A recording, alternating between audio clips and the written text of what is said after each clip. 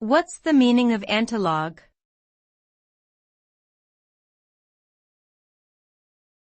Antilog.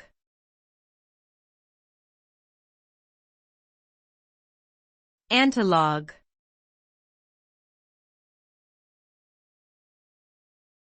Antilog.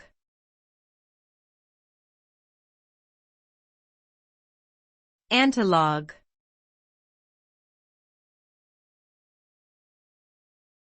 Antilog.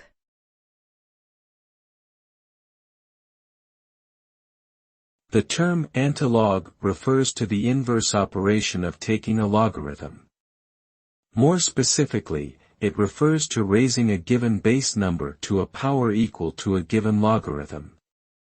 This results in the original number being retrieved.